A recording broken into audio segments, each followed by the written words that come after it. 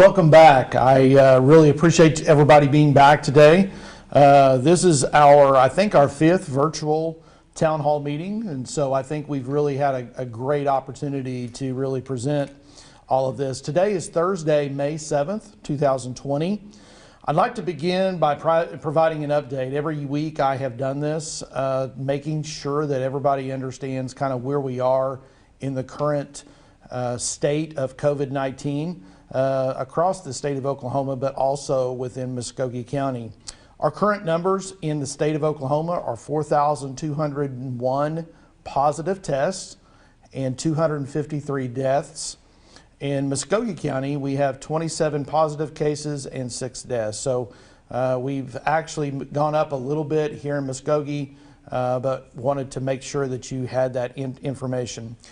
Well, I think everything that's on everybody's mind right now is really we're kind of coming down to the wire of finishing what is called our distance learning time. We had 24 days that we were in this phase, and really at this point in time we only have really one more day. Tomorrow is our last day of instruction, being May 8th. So excited for that to kind of come to a close. I know that a lot of our students have worked really hard, and our staff has worked hard. Let me talk a little bit about reopening and phasing.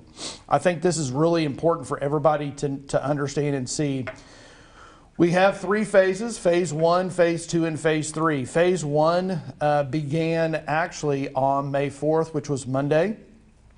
We had our essential staff here at Muskogee Public Schools coming and making sure that they were a part of what we were doing here and really reopening our schools and our sites. So Monday, Wednesday, Friday from 8:30 to 12:30, we've been working, trying to make sure that our employees are staying safe during that time, but also opening up our facilities. Phase 2 will begin on May 11th, which is next week. Our central office staff will begin working on a rotation. So what happens is we will be open every day downtown on Broadway. We will be here from 8 o'clock to 4:30, but we'll be on a rotating basis. So not every employee will be in the building, just simply because we've got to make sure that we have social distancing and we still have people that are, basically at risk.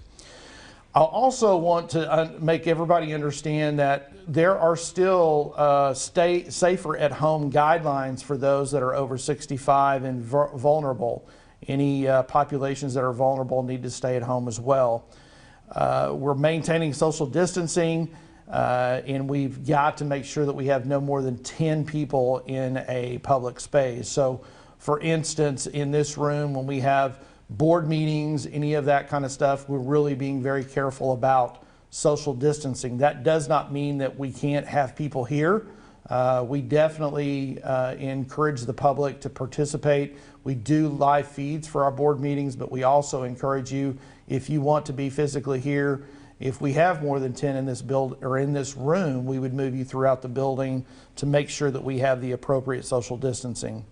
Let me go to phase 3. Phase 3 will begin June 1st, and there's a lot of things that are changing on this. We will open this building downtown at the ESC on Broadway. We will actually be open 4 days a week. And so we will change a little bit what we've done in the past, but we will work basically 10-hour days and work really Monday through Thursday on those days. So across the district, we also will be opening up. We are going to go ahead on June 1st and begin all of our summer programs. So summer camps, summer pride will begin June 1st, and there is a lot of work that needs to be done on that, just simply to make sure that we have the appropriate social distancing. I think our athletic director and coaches have really been talking about that. Our fine arts, our band, choir, all of those folks will also begin on June 1st, and they will do the same. They will make sure that they maintain that appropriate distance and making sure that happens. The other 2 things that really change is Camp Bennett and summer school. Camp Bennett has been a program that we've done through our special services program. Our department that has really done a great job of developing that program over the last 30 years. I will say this, that they are going to do a distance learning plan this year. We're not going to have campers come actually to the site. We're going to actually do a distance learning. Same thing with summer school through June. Those that need to take some summer school, maybe some remediation or actually acceleration, we're excited about that, but we're also going to offer that through a distance learning platform. Let's talk a little bit about the State Department and their guidance. We have a lot of contingency plans out there because it's been very hard. Everything changes so fast. And so last week I'd come to you and talked about the idea behind the state superintendent and the governor wanting to potentially start school earlier, and and having what's called a common school start time. Well, after further discussion and conversation, that has gone to the wayside. That's going to be given local control. So we're going to locally control that through our Board of Education, which I think is very, very wise. We have already set our date for next year to begin school, and it is August the 12th. So unless things change tremendously, unless I get new information, the idea would be that we would start school next year on August 12th. So our calendar has already been approved by the Board of Education, and it has already been published. So wanting to let everybody know, I know that that's about the same time. I mean, it's usually that second week in August that we always start, and so that timeline will start, or it will stay the same. There is a belief that we will potentially, depending on what happens with COVID-19, we may have school closures next year. However, the intent is not to have a full out closure across the state of Oklahoma, because there's so many differences depending on where you live and basically what county you live in, what community you live in, what kind of COVID cases that you actually have. So I think what they're going to do at the state level is probably leave that to local control, and I think is a very smart thing to do as we move forward. The good news is that here in Muskogee is that if we do have a shutdown, we have the opportunity now, or the capability more so, to actually provide distance learning.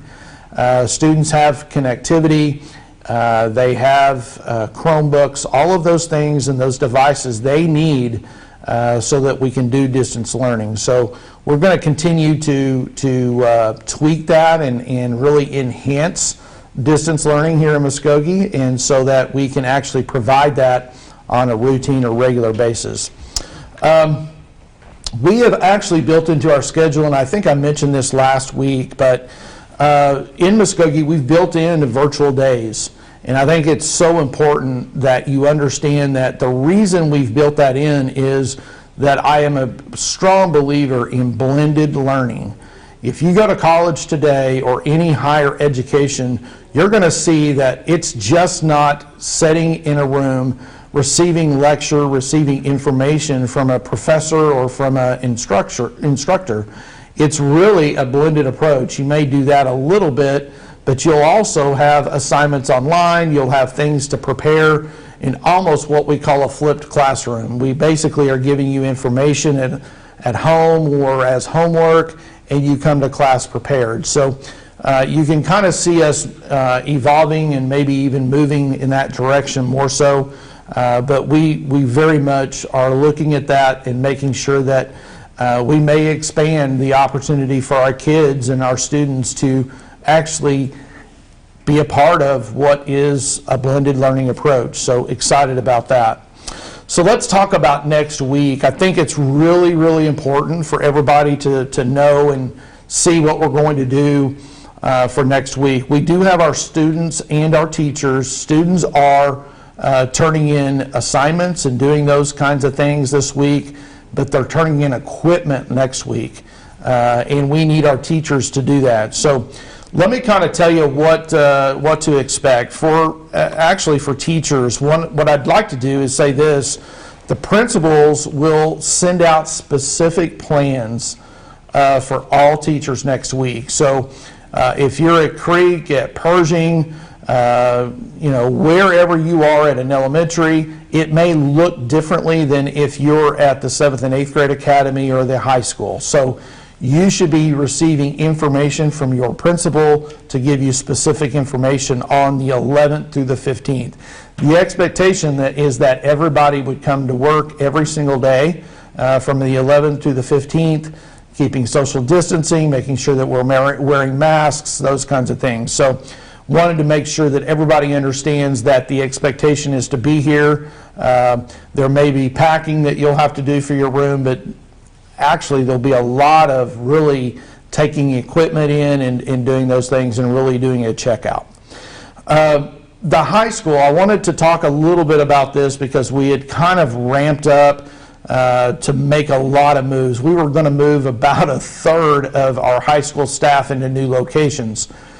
The thing that happened is that we've really rethought and really thought through what we're doing at the high school, and the least amount of moves was really a better option.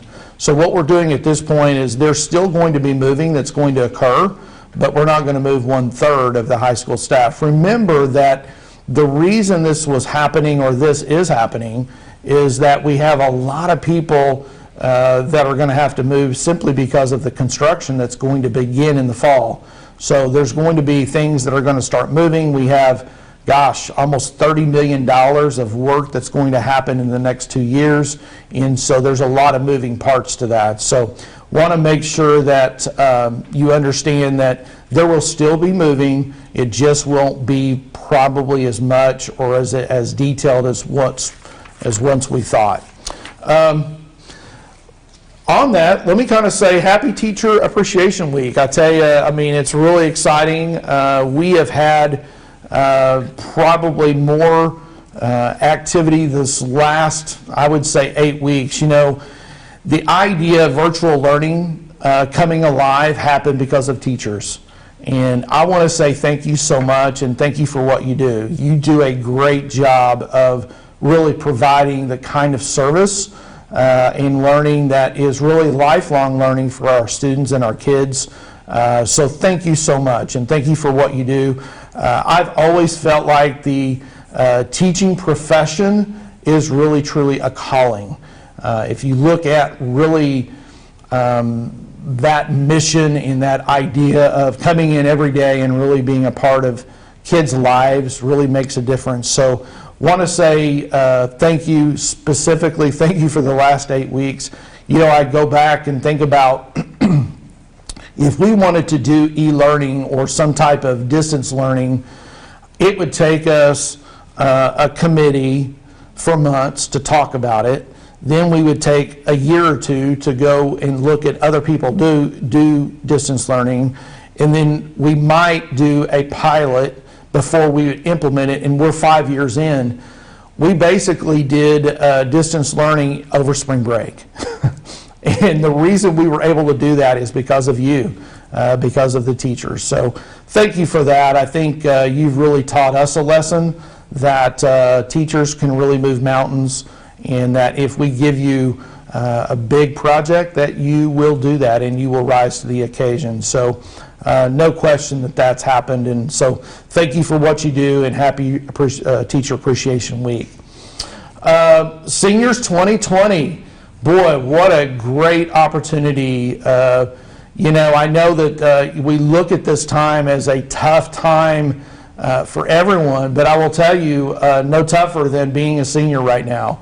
All of those memories and those things and those culminating events that you do at the end of the year have really been what I would say is kind of stripped from you.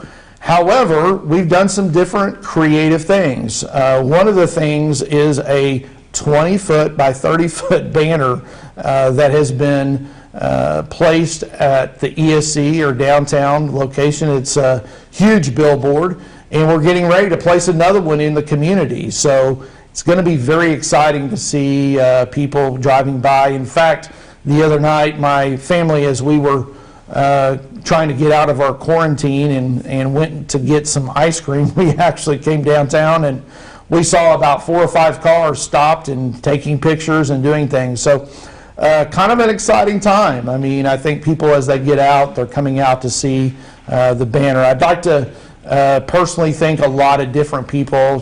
Shane Stewart, it was his creation, and so his design, and then Eric Wells and his team were the actual ones that actually put that together and put that on the side of the building. If you can imagine Eric Wells in a little bucket going up, I mean, I was really nervous for him, so I had to close my eyes, but we really appreciate them and their work that they did. It really meant a lot to a lot of people that they were able to do that, so thank you for that. Let's talk about graduation. I think this is a huge deal for us to try to do what I call an in-person graduation.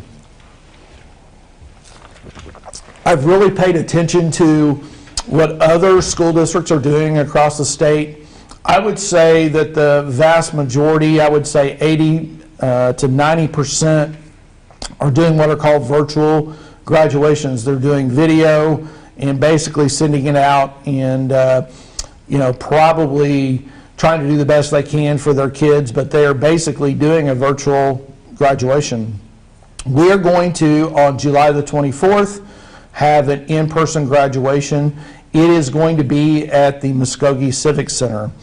On July 24th, it will start at 7 p.m. We are going to give 2, and I want to reiterate this. We're going to give 2 tickets to every graduate. So we have approximately 400 students that are graduating. They will each one get 2 tickets to provide. I know that this is very difficult, but understand too that we will be doing this a live feed or live video for people to watch all over the community. So I will tell you that about 800 is probably the maximum that we can have at this graduation.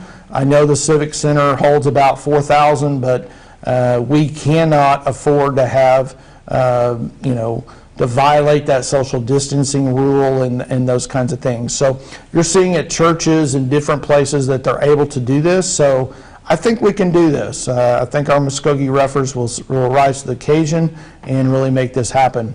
Our students, we have a couple of things. We're asking you to come to a couple of practices because we'll be out of practice of being all together. So we're trying to do that. There'll be some things that you'll need to be able to do. We are having cap and gown, so picking up the cap and gown is very important. This will happen on May the 12th. So next Tuesday, May the 12th, from 11 o'clock to 1 o'clock, we are asking you to be able to really pull this in and make sure that you come through the front drive. I think our teachers, our staff will have things set up for you and able to get a cap and gown and be able to take that home and be prepared for that. Our tickets, let me kind of go back to that. Those tickets, you will receive those on the time that we do practices. So that's how you receive your tickets. You'll come to our practice, you'll receive the 2 tickets for whomever you choose to be there. We'll set the arena up so that there's about every 3rd or 4th seat will be able to be taken. The only ones that will be down on the floor will be actually the graduates themselves. So want to make sure that everybody understands that we're trying to keep the social distance, but still have a full-blown graduation. So I'm really excited for the 2020 graduates. I'm excited to be able to provide this. Next week we'll kind of start seeing a lot of movement. We would ask this, we would like for you to bring your technology back on a different day. All the seniors need to, I would rather you bring your stuff on Monday, on Wednesday, Thursday, whatever. Do not bring your stuff when you come and get your cap and gown. That's going to confuse a lot of people. So I'd like for you to make sure that you separate that. Those students that are taking AP exams, that was the other thing that has been brought to my attention, is that a lot of the students that want to take the AP exam, yes, the answer is yes. You can keep your Chromebook, keep it at home, and actually take the test there so that there's no, problem in that situation. So we know who you are, and that is okay if you need to keep that to do that. Let's just talk real quick, and then I'll kind of turn it over to the community to ask questions. Let's look at the check-in process. We're going to have next week, really the 11th through the 15th, we have dates that we've put out on social media. We have a rotation to where you can actually turn in textbooks, you can turn in your Chromebook, hotspot, and then any other materials or equipment that you may have. If you have uniforms, if you have band instruments, all of those things can be dropped off at the New Tech area over by Alice Robertson.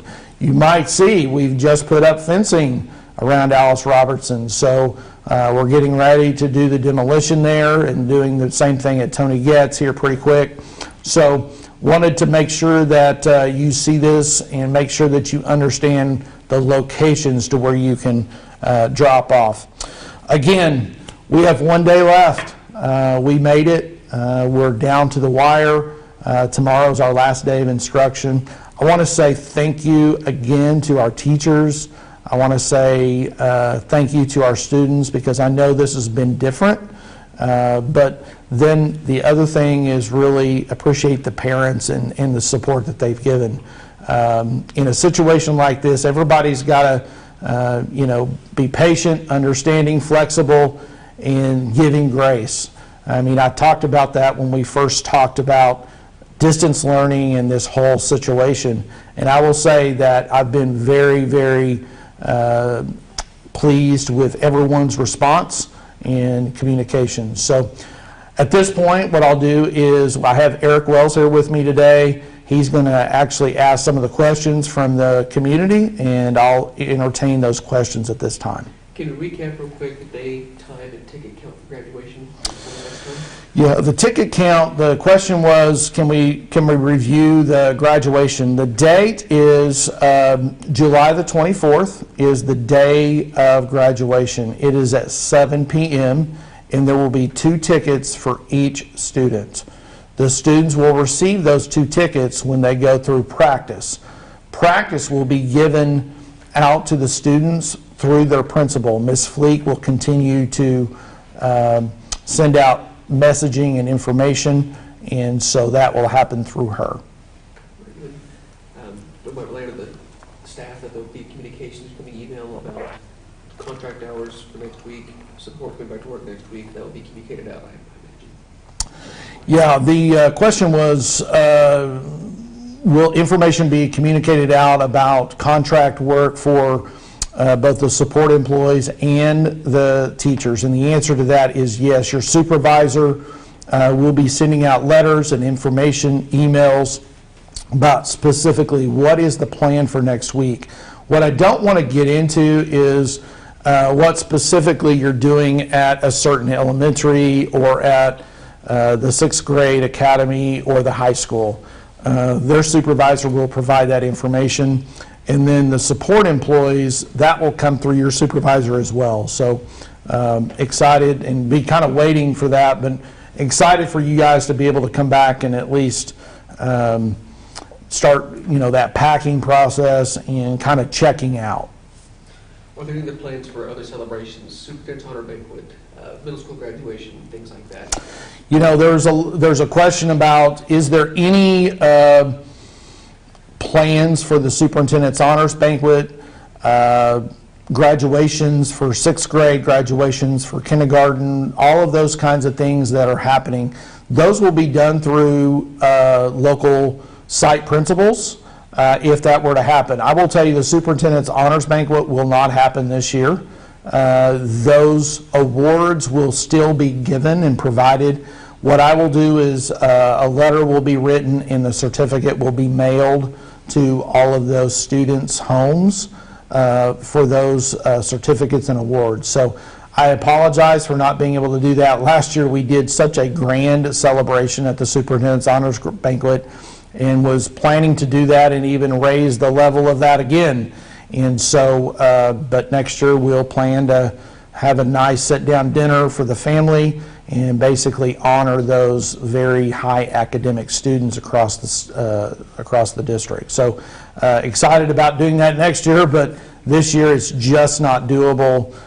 We just have, with the social distancing and everything that's happened with COVID-19, it's just not appropriate to do this year. But you will receive that in the mail. Watch social media for updates on Summer Pride and Camp Banquet. Watch social media for everything that you need to have for summer. We're going to be, if you are not on our Facebook page, you need to make sure that you're on our Facebook page. We're posting things on a daily basis. So everything from Summer Pride to Camp Bennett to band camp to summer school, any of those kinds of things, we're really posting probably every couple hours about something like that. So I would encourage you to really keep watching our website, but also getting on that social media, because that's really our communication tool right now. Okay, I appreciate everybody being here. I know that these have been helpful for a lot of different people. I will tell you that probably won't be doing this again next week. We will probably wait and see kind of where the need comes out, if there's a continual need for me to have a virtual town hall meeting. But I really want to say thank you for tuning in. I thank you for the questions. We will continue to communicate the best we can. I always talk about this.